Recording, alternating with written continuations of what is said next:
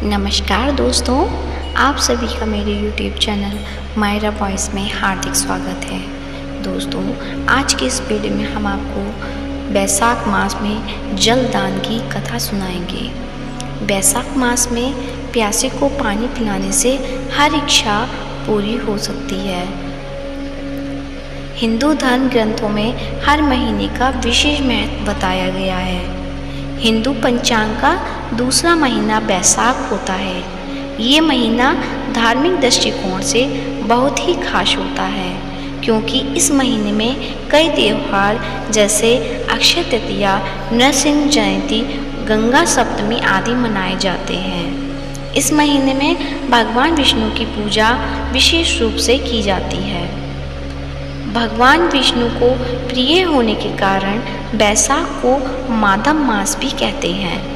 पद्म और विष्णु धर्मोत्तर पुराण के अनुसार में बैसाख महीने में की गई भगवान विष्णु की पूजा से कई गुना पुण्य फल मिलता है।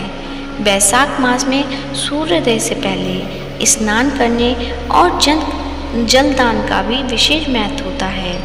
यही कारण है कि इस महीने में लोगों को पानी पिलाने के लिए प्याऊ लगवाते हैं।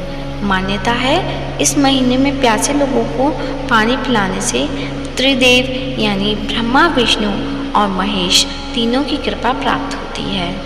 अब सुनते हैं बैसाख मास की कथा। किसी समय वंग देश में हेमकांत नाम से एक राजा थे। एक दिन वे शिकार खेलने वन में गए। शिकार करते करते वे अपने सैनिकों से बिछड़ गए और थक गए। वन में उन्हें एक ऋषि दिखाई दिए। उनका नाम शची था। ऋषि उस समय समाधि में थे, इसलिए उन्होंने राजा के प्रश्नों का उत्तर नहीं दिया। क्रोधित होकर राजा ने उन पर जैसे ही वार करना चाहा, ऋषि ने अपने शिष्य वहां आ गए और उन्होंने राजा को रोक दिया। राजा ने उनकी बात मान ली और शिष्यों से कहा कि मैं बहुत थक गया हूँ, तुम मेरे लिए भोजन आदि की व्यवस्था करो। शिष्यों ने कहा कि हे राजा, हम गुरु की आज्ञा के बिना कुछ नहीं करते, इसलिए हम आपका आतिथ्य नहीं कर सकते। शिष्यों के ऐसा कहने पर राजा को क्रोध आ गया और वे बाण चलाने लगे। राजा के बाणों से कई शिष्य मारे गए। जैसे तैसे राजा भी अपने नगर आ गए। जब उन्होंने ये बात अपने पिता को बताई तो उन्होंने राजा को ही देश से निकाला दे दिया। राजा साधारण रूप में वन वन भटकते रहे। इस तरह 28 साल बीत गए। एक दिन बैसाख मास में महामुनि त्रित जंगल से गुजर रहे थे। तभी भूख प्यास से व्याकुल होकर वह बेहोश होकर गिर पड़े। हेमकांत ने उन्हें देख लिया और पानी आदि की व्यवस्था की। हेमकांत ने ऐसा करने से उनके पाप कर्म नष्ट हो गए। अंत समय में यमदूत जब हेमकांत के प्राण लेने आए तो वह भगवान विष्णु का ध्यान करने लगा।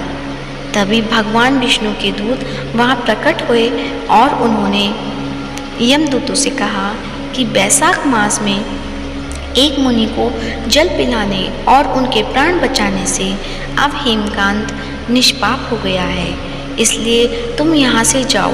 यही भगवान विष्णु के आदेश हैं। इसके बाद जैसे ही भगवान विष्णु के दूत ने हेमकांत को स्पर्श किया तो पहले की तरह स्वस्थ और युवा हो गया। भगवान विष्णु के दूत ही हेमकांत को उनके महल लेकर गए और उनके पिता को पूरी बात बताई। भगवान विष्णु का प्रिय होने के चलते हेमकांत फिर से राजा बन गए और न्यायपूर्वक शासन करने लगे। जय हो विष्णु भगवान की। दोस्तों, कथा अच्छी लगी हो तो वीडियो को लाइक कीजिए और कमेंट बॉक्स में जय विष्णु भगवान की अवश्य लिखें। और यदि आप मेरे चैनल पर नए हैं तो चैनल को सब्सक्राइब करें ताकि आने वाली वीडियोज़ का नोटिफिकेशन आपको समय अनुसार मिलता रहे।